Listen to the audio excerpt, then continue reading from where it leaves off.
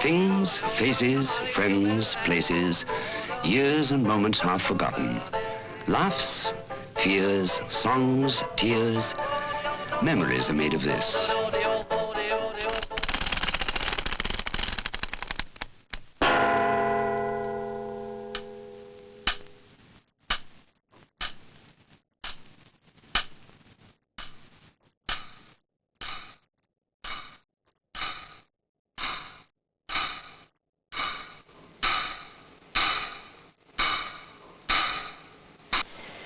I remember a time when Julian Wylie, a London producer, was selecting designs like this for a new show.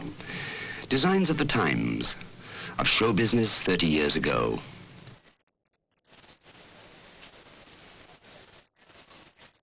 What kind of day do I remember before I went to Hollywood? Or do you remember, if you too had been on the London stage in the 20s?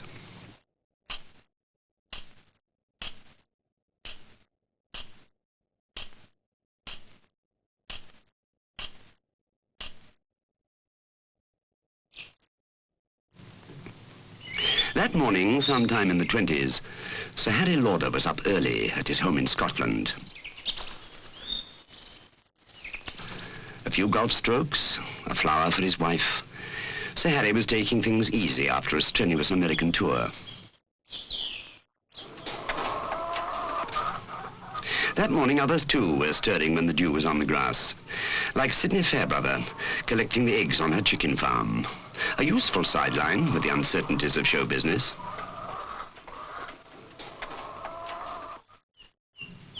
Matheson Lang already sunning in a deck chair. A new part to commit to memory. And being Matheson Lang, of course, it was with all the reactions.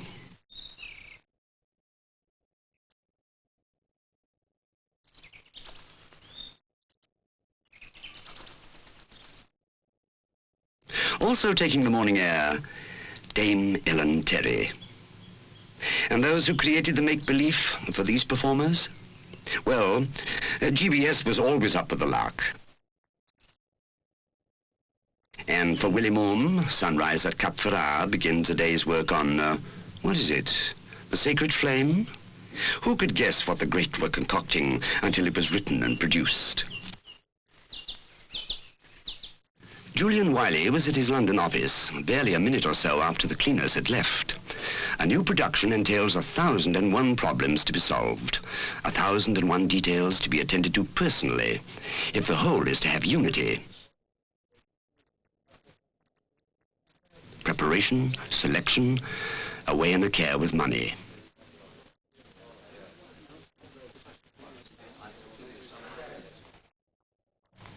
Attention to detail all along the line, from the first sketches and models to the last touches of the scene painter's brush. Ideas into reality. And Mr. Wylie had his girls to select. Another task that only the producer can do. For so often is quality of showmanship judged by the faces and figures of the chorus. You and you, not you. Mr. Wylie had an eye for them.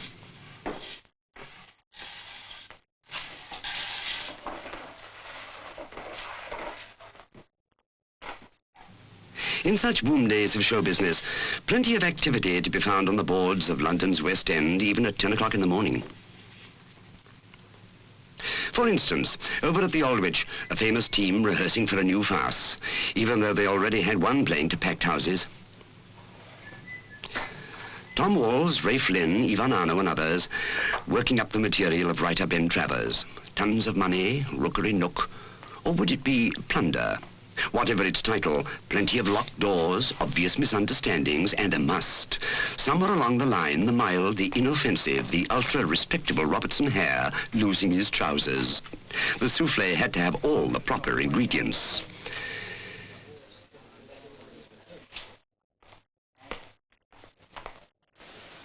At this hour, Charles B. Cochran, too, is at work. And what else would he be doing but interviewing one of his potential young ladies? Would this lucky young thing prove to be another Flo Desmond? Not even Cocky could tell at this stage. But he had his hunches and played them. Though Christmas may come only once a year, even in late summer, in Britain pantomimes are in the mill, especially if big and spectacular. Jack the Giant Killer or Puss in Boots. Whatever the story, Clarice Mayne must be the principal boy.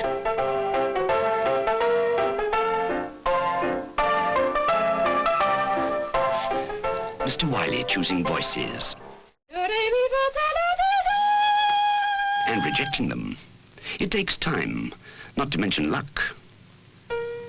The Dolly Sisters, stepping through a new routine. The show, the League of Notions perhaps. Work, patience, and then more work and more patience.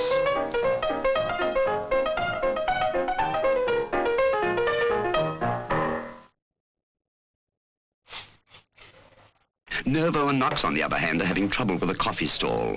But then, whatever they do, they have trouble.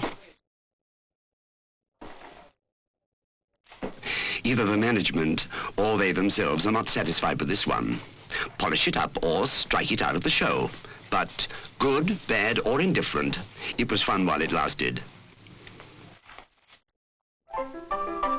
And Leslie Henson is getting well in trim at the hands of a masseur.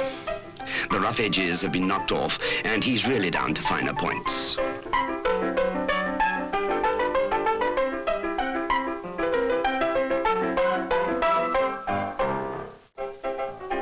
Yes, all over Theatreland that morning, workouts for the girls, physical jerks, drilling and discipline, hour after hour of what it takes to make a dancer, even if she is only in the second line of the chorus.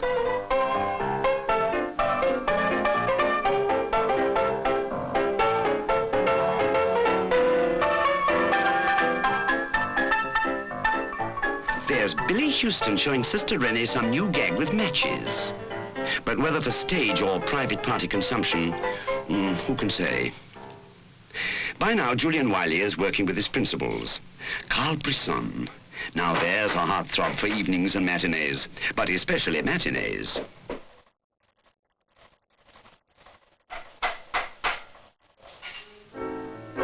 Big musicals have become very much the vogue in the 20s. And when you spoke of musicals, you generally mentioned Josie Collins. What new piece of byplay have we here? Very much off the cuff, one feels, ending as it does with the cast dissolving into laughter. But now for more serious stuff. Harry Welshman puts his individual touch on a dream sequence for Lady of the Rose. Drury Lane, one feels certain. The apparition, Phyllis Dare.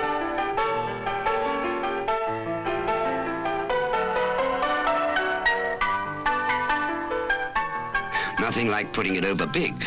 A bit broad, perhaps, but no doubt it'll be fine on the night.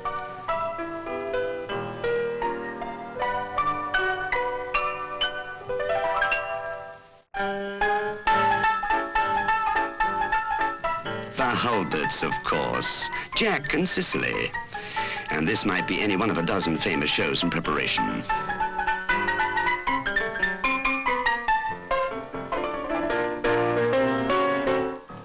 Hoofers hard at it hoofing anywhere backstage in London that morning.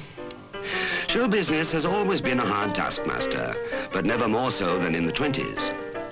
Did you have to be better then to get to the top? Many think so.